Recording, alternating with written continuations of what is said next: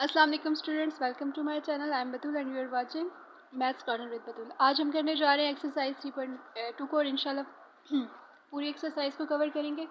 तो चलते हैं अपने पहले सवाल की तरफ। पहला हमारे पास सवाल है कि identify unit matrix, row matrix and column matrix and null matrix. ठीक है, यानी पहले क्वेश्चन में हमने सिर्फ आइडेंटिफाई करना है कि ये नीचे हमारे पास मैट्रिसेस हैं, ये कौन कौन सी मैट्रिसेस हैं। ठीक है, तो उससे पहले हमें पता होना चाहिए कि यूनिट, रॉ और कॉलम मैट्रिसेस और नल मैट्रिसेस होती कौन सी हैं।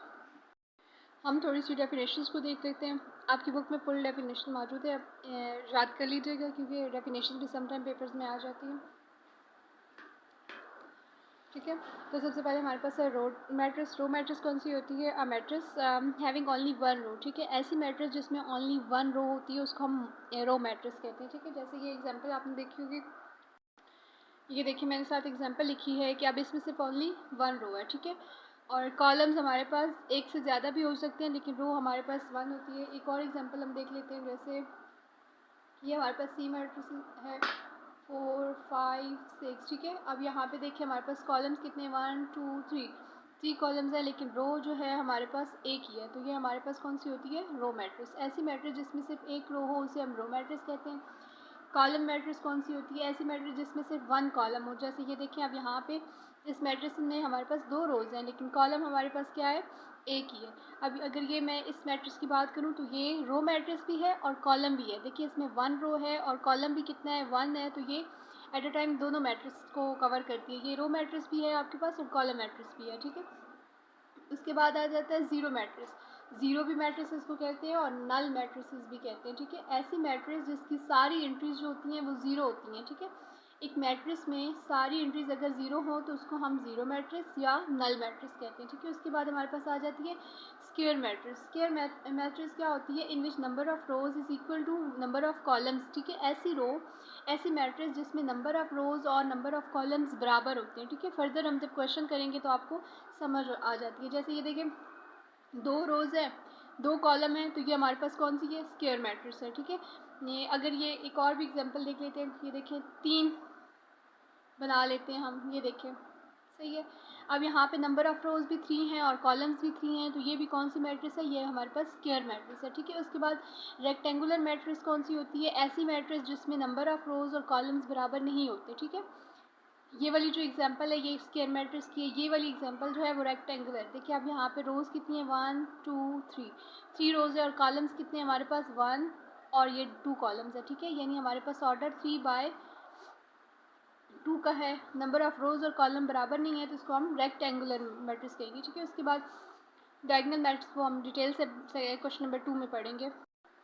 उसके बाद जो हमें चाहिए यूनिट मैट्रिक्स, और यूनिट मैट्रिक्स को आइडेंटिटी मैट्रिक्स भी कहते हैं। ठीक है, वो कहते हैं स्केलर मैट्रिक्स। स्केलर मैट्रिक्स अभी हम देखते हैं कौन सी होती है। वो कहते हैं आइडेंटिटी मैट्रिक्स होगी अगर इस मैट्रिक्स के जो डायगोनल एंट्रीज हैं वो वन हो। डायगोनल अब क्या होता है? ठीक है, एक मैट्रिक्स में लेट्स सपोज हमारे पास ये मैट्रिक्स है। ठीक है, तो ये जो एंट्रीज होती है ना, ये इस साइड वाली, इसको हम डायगोनल एंट्रीज बोलते हैं। ठीक है, जैसे मैं यहाँ पे लिखती हूँ 1 0 0 0 1 0 0 0 एंड 1। ठीक है, ये वाली जो एंट्रीज होती है ना, ये इस साइड वाली, इसको हम डायगोनल एंट्रीज बोलते हैं। ठीक है, तो वो कहता है ऐसा मैट्रिक्स जिसकी डायगोनल एंट्रीज 1 हो और बाकी सारी जो है वो 0 हो, उसको हम आइडेंटिटी मैट्रिक्स या यूनिट मैट्रिक्स भी कहते हैं। ठीक है, अब ये स्केलर मैट्रिक्स क्यों लिखा हुआ है? ये जब नेक्स्ट क्वेश्चन में हम स्केलर को देखेंगे तो ये आपको बहुत अच्छे से समझ आ जाएगी, फिर हम यूनिट को भी देख लेंगे। ठीक है, फिलहाल हम क्वेश्चन नंबर 1 को कवर कर रहे हैं। ऐसी मैट्रिक्स जिसकी डायगोनल एंट्रीज, ये वाली एंट्रीज, ठीक है, इस कोने वाली एंट्रीज जो होती है ना, ये जो आपका होता है, ठीक है, स्लाइड से इस तरह बन रही है, इसको बोलते हैं डायगोनल एंट्रीज। ठीक है, ये क्या हो? ये 1 हो और बाकी सारी जो हैं वो ज़ीरो हो। ठीक है, बाकी सारी मस्ट होनी चाहिए 0, लेकिन ये वाली क्या होनी चाहिए? 1 होनी चाहिए। तो ये आपके पास आ जाएगी यूनिट मैट्रिक्स। ठीक है, तो चलते हैं अब क्वेश्चन नंबर 1 की जाने। अब हम लिखते जाएंगे। ठीक है, पहले हम मैट्रिक्स ए को देखेंगे। ठीक है, तो हम लिख लेते हैं कि मैट्रिक्स ए सॉल्यूशन लिख के, ठीक है,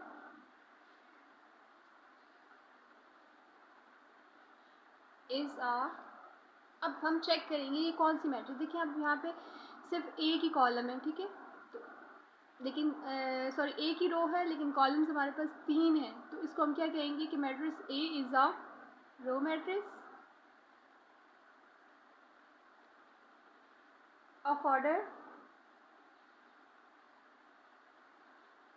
1/3, ठीक है, ये लिख लीजिएगा। मैट्रिक्स ए हमारे पास रो मैट्रिक्स है ऑफ ऑर्डर 1/3। अच्छा, एक और भी ये मैट्रिक्स बन सकती है, रेक्टेंगुलर मैट्रिक्स भी है ये, ठीक है, क्योंकि रेक्टेंगुलर मैट्रिक्स कौन सी होती है, जिसमें number of rose and columns equal नहीं होते, तो आप ये भी लिख सकते हैं, it is also rectangular matrix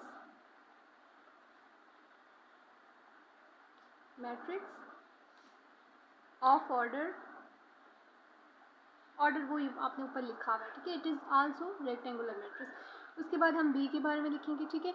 अब देखिए, तो बी जो है हमारे पास रो मैट्रिक्स भी है, कॉलम मैट्रिक्स भी है और स्क्वायर मैट्रिक्स भी है, ठीक है, लेकिन स्क्वायर उसने पूछा हुआ नहीं है, उसने सिर्फ पूछा हुआ है कि यूनिट, रो, कॉलम और नल बतानी है, तो ठीक है, ये एट अ टाइम हमारे पास रो मैट्रिक्स भी है और कॉलम मैट्रिक्स भी है, तो हम लिखते हैं matrix B is a row matrix of order 1/1, ठीक है, और 1/1 और it is also column matrix. अच्छा, ये भी आप ना लिखें, इट इज़ आल्सो रेक्टेंगुलर, क्योंकि उसने मांगा नहीं है ना, उसने सिर्फ ये कहा यूनिट, रो और कॉलम और नल बताएं, तो ये बेशक ऐड ना करें, क्योंकि ये देखिए अगर देखा जाए तो ये तो फिर रो मैट्रिक्स भी है, कॉलम भी है, तो स्क्वायर भी मैट्रिक्स बन रही है, लेकिन उसने जो हमें चीज़ें क्वेश्चन में कही हैं वही बतानी है, ठीक है। तो अब रो और कॉलम उसने पूछा है, तो हमने बता दिया कि बी जो है वो रो मैट्रिक्स है और ये कॉलम मैट्रिक्स भी है, ठीक है, ऑफ ऑर्डर 1/1, ठीक है, 1/1। इसमें एक ही कॉलम है, इसलिए ये कॉलम भी है, इसमें एक रो है, तो इसमें ये रो मैट्रिक्स भी है, ठीक है। उसके बाद सी को देखते हैं, ठीक है। सी जो है हमारे पास मैट्रिक्स सी,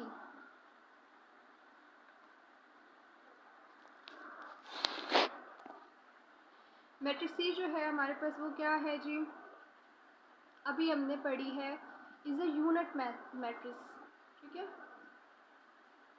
क्यों यूनिट मैट्रिक्स है, क्योंकि अभी हमने पढ़ा कि जो मैट्रिक्स, ऐसी मैट्रिक्स जिसकी डायगोनल एंट्रीज क्या होती हैं, 1 होती हैं और बाकी क्या होती हैं, 0 होती हैं, तो वो यूनिट मैट्रिक्स है। तो आप लिख देंगे matrix C is a unit matrix of order order तो लिखना ही है, ठीक है, ऑर्डर हमारे पास है 2/2। ऑर्डर यहाँ पे जो है वो ऑर्डर जो है वो लिख दें, लेकिन ज़्यादा हमने यही देखना है कि उसकी डायगोनल एंट्रीज होनी चाहिए, ठीक है। और आप देखेंगे जितनी भी यूनिट मैट्रिसेस हैं उनका ऑर्डर जो है वो सेम ही होगा, ठीक है। ये जब आप अगला क्वेश्चन करेंगे आपको बहुत अच्छे से समझ आएगी। उसके बाद डी मैट्रिक्स अगर देखें, ठीक है, तो डी मैट्रिक्स हमारे पास कौन सी मैट्रिक्स है, यूनिट मैट्रिक्स नहीं है, क्योंकि इसकी डायगोनल एंट्रीज जो है वो 0 हैं, ठीक है, 1 होनी चाहिए थी, ठीक है। उसके बाद ये रो मैट्रिक्स भी नहीं है, कॉलम मैट्रिक्स भी नहीं है, तो ये कौन सी मैट्रिक्स है, नल मैट्रिक्स है, क्योंकि इसकी सारी एंट्रीज क्या है, 0 है। उसके बाद अगर हम ई को देखें, तो ई हमारे पास कौन सी है, E is the column matrix of order 3/2, ठीक है, 3/2 ऑर्डर के साथ ये हमारे पास है जी कॉलम मैट्रिक्स, क्योंकि इसमें ये देखिए 1 कॉलम है। इसी तरह एफ जो है ये भी हमारे पास कॉलम मैट्रिक्स है, क्योंकि इसमें भी एक कॉलम है, ठीक है, तो ये आप लिख लीजिएगा। ई और एफ हमारे पास कौन से, ई एंड एफ जो है वो is a column matrix of order 3/2, दोनों का ऑर्डर 3/2 है, ये हमारे पास कॉलम मैट्रिक्स है। अब चलते हैं अपने क्वेश्चन नंबर 2 की जाने। क्वेश्चन नंबर 2 हमारे पास है, उसी तरह से हमने मैट्रिसेस आइडेंटिफाई करने हैं, कौन कौन सी matrices, row matrix, column, square और रेक्टेंगुलर, ठीक है। ऊपर हमने यूनिट की थी और बाकी दोनों तो की थी, इसमें हमने रो मैट्रिक्स कॉलम, स्क्वायर और रेक्टेंगुलर मैट्रिक्स करनी है, ठीक है। अभी हमने स्क्वायर और रेक्टेंगुलर की अभी डेफिनेशन पहले देखी थी। स्क्वायर मैट्रिक्स वो मैट्रिक्स होती है जिसमें नंबर ऑफ रोज और कॉलम्स बराबर होते हैं, रेक्टेंगुलर वो होती है जिसमें number of rose and columns बराबर नहीं होती। तो इसके सोल्यूशन में सिर्फ आपने लिखना है कि मैट्रिक्स ए इज़ अ, देखेंगे कौन सी है, मैट्रिक्स बी इज़ अ, और ठीक है, बहुत लंबे चौड़ा सोल्यूशन नहीं है, तो इसको हम यहीं पे देख लेते हैं, ठीक है। जैसे अभी मैट्रिक्स ए है हमारे पास, तो मैट्रिक्स ए हमारे पास देखिए यहाँ पे एक रो है और 3 कॉलम्स हैं, ठीक है। तो हमें पता है कि जिसमें वन कॉलम हो उसे हम कौन सा, एक ही कॉलम हो तो उसको हम कौन सा कहते हैं, कॉलम मैट्रिक्स। यानी मैट्रिक्स ए आपके पास क्या है, कॉलम मैट्रिक्स, ठीक है। Matrix A is a column matrix, बस ये लिख दें, ठीक है।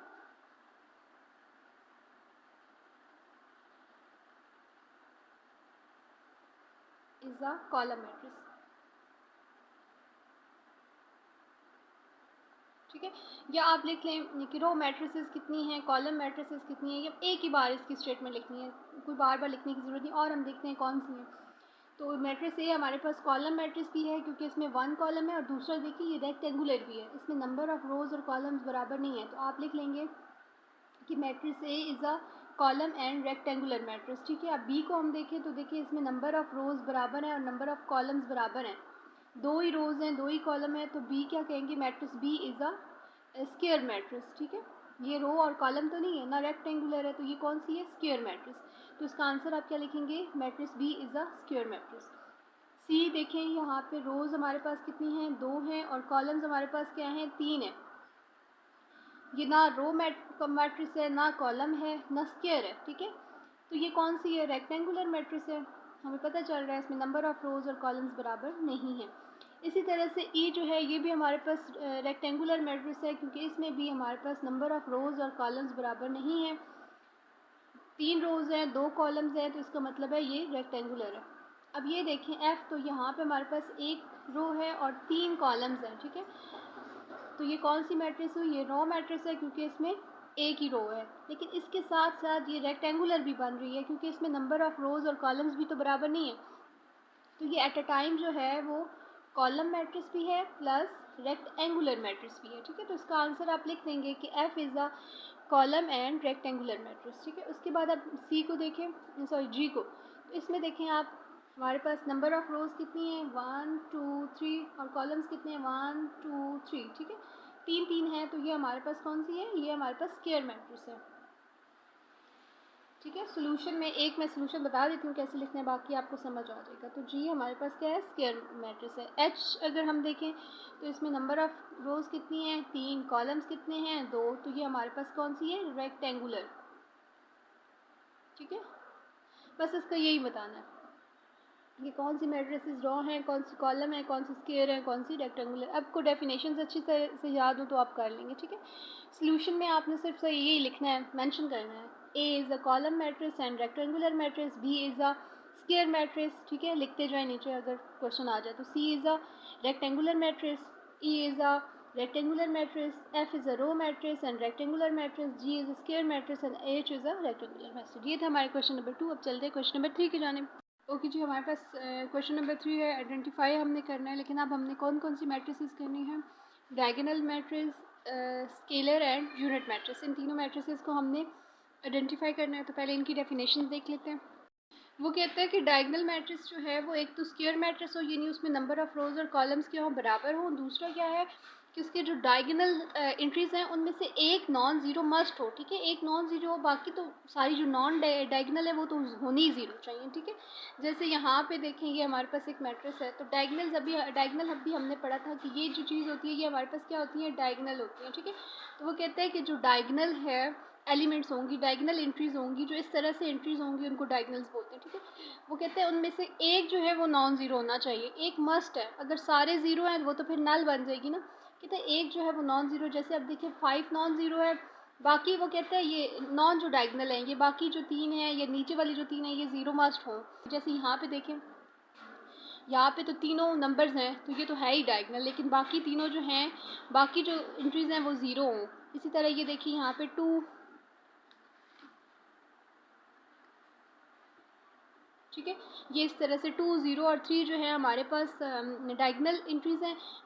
स्केलर मैट्रिक्स, वो कहते हैं एक डायगोनल मैट्रिक्स जो है वो स्केलर मैट्रिक्स उस वक्त होती है जब इसकी सारी एंट्रीज़ डायगोनल जो होती हैं वो सेम होती हैं, ठीक है। अब ये कहता है कि ऐसी मैट्रिक्स जिसकी जो डायगोनल एंट्रीज़ हैं वो सेम हो, सारी क्या हैं, 2 2 हों, सारी क्या हों, 1 1 हों, सारी क्या हों, 5 5 हों, 6 6 हों, डायगोनल एंट्री सेम है, बाकी तो ज़ीरो ही है ना, ठीक है। क्योंकि इसीलिए इसको डायगोनल बोला गया है। डायगोनल्स में जो बाकी एंट्रीज़ हैं वो ज़ीरो होनी चाहिए, लेकिन जो डायगोनल हैं वो अगर सेम हो तो वो स्केलर बन जाती है।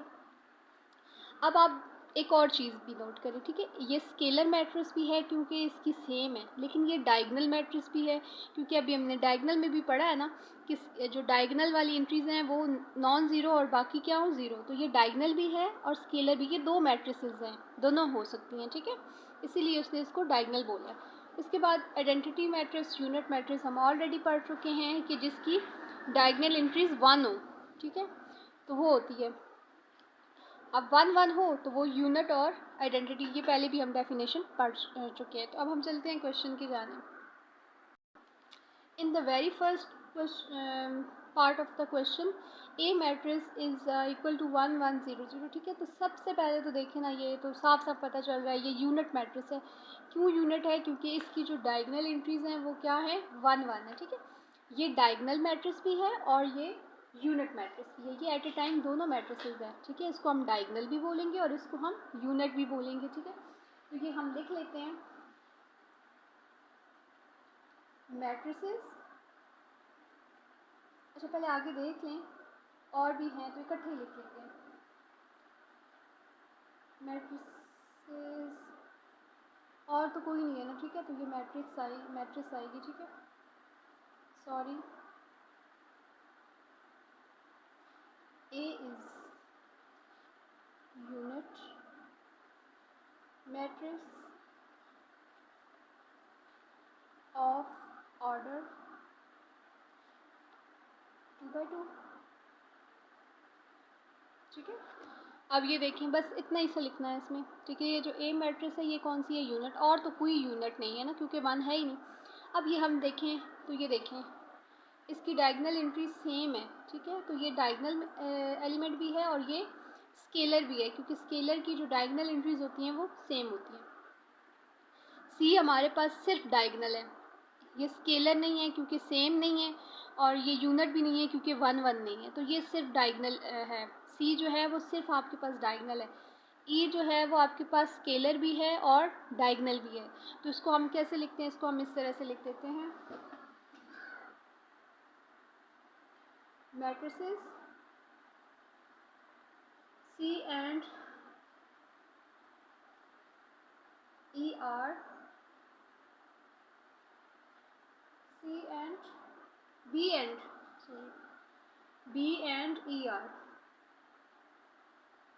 B and E are scalar matrix and diagonal matrices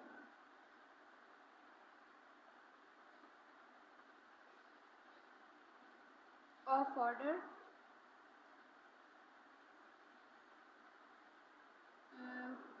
2 by 2।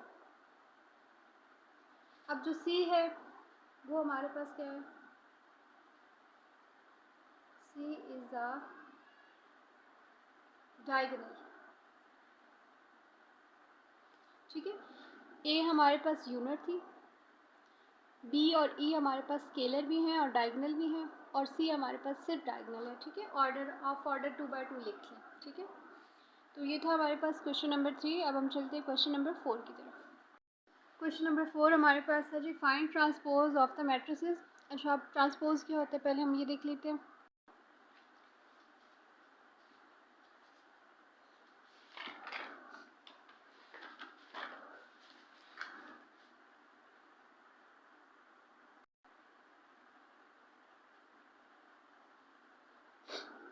अब ये हमारे पास है ए मैट्रिक्स, ठीक है, अब मैं इसको लिख लेती हूँ दोबारा से ज़रा,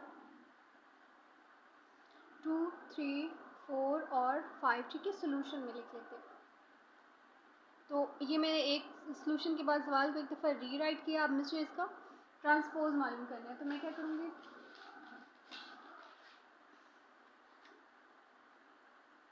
ये देखिए ए लिखकर और ऊपर छोटा सा टी डाल देते हैं, इसका मतलब है कि अब हमने इसका ट्रांसपोज मालूम करना है, ठीक है, ये हमारे पास ए मैट्रिक्स थी, इसका हमने हमारे पास ट्रांसपोज निकालना है। ट्रांसपोज अभी हमने देखा है कि रोज़ को कॉलम बना दें और कॉलम्स को रो बना दें, ठीक है, जैसे ये 2 3 एक रो है, इसको मैं कॉलम बना देती हूँ, कैसे, मैंने ये 2 3 को ये देखिए कॉलम बना दिया, अब ये कॉलम में आ गया। इसी तरह ये 4 5 है, इसको मैंने रो है, मैंने इसको कॉलम बना दिया, ठीक है। अब क्या करना है, आपने रोज़ को कॉलम बना दें, कॉलम रो खुद ब खुद बन जाती है, ठीक है। तो एक ही चीज़ याद रखें, रोज़ को कॉलम में चेंज करना। तो जैसे ही आप रो को कॉलम में चेंज करेंगे तो रोज़ कॉलम बन जाएंगी और कॉलम्स क्या हैं, रो बन जाएंगे। अब ये ऊपर देखें, ये जैसे आपके पास 2 4 कॉलम था, नीचे आपके पास वो रो बन गई है, ठीक है। तो इस तरह से आपने करना है, रोज़ को कॉलम में, कॉलम्स को रोज़ में। तो आपने जस्ट क्या करना है, पहली रो को उठाना है, कॉलम बना दिया, दूसरी रो को उठाया, कॉलम बना दिया, तो वो आपके पास ट्रांसपोज है, ये आपका आंसर है। अगला हमारे पास है जी बी। ये हमारे पास है, और इसका अगर मैं ट्रांसपोज मालूम करूँगी तो मैं लिखूँगी बी। अब ये देखें, ये कॉलम है ना, तो इसको मैं रो बना दूँगी 3 7 6, ठीक है। ये कॉलम की फॉर्म में था, मैंने इसको रो की फॉर्म में लिख लिया, ठीक है, रो बना दिया, तो ये मेरा आंसर है। इसी तरह से सी है,